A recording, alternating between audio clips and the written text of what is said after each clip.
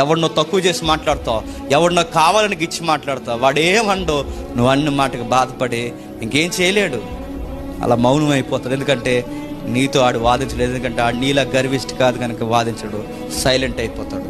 ఒక విషయం చెప్తున్నా, నీ మాటల చేత సైలెంట్ చేసేస్తావు, కానీ గుర్తుపెట్టుకో, నీ మీద దేవుడే జోకులేయడం స్టార్ట్ చేస్తాడు. దేవుడు జోకులేస్తే ఎలా ఉంటుందండి? దేవుడు జోకులేస్తే ఎలా ఉంటుంది తెలుసా?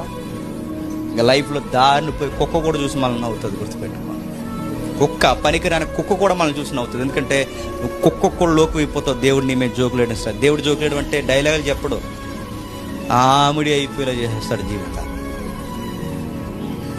దేవుడు అదే చెప్తున్నాను, నువ్వు ఎదుటోళ్ళని ఎటకారం చేసావంటే నేను ఎటకారం చేస్తాను, ఎదుటోళ్ళని తక్కువ చేసావంటే నేను నిన్ను తక్కువ చేస్తాను, ఎదుటోళ్ళని డౌన్ చేసావంటే ఇదిగో నీ మీద ఎలా డౌన్ ఫాల్ స్టార్ట్ చేయాలో నేను స్టార్ట్ చేస్తాను. జాగ్రత్త, నీకు గర్వ దృష్టి ఉందేమో ఆపే.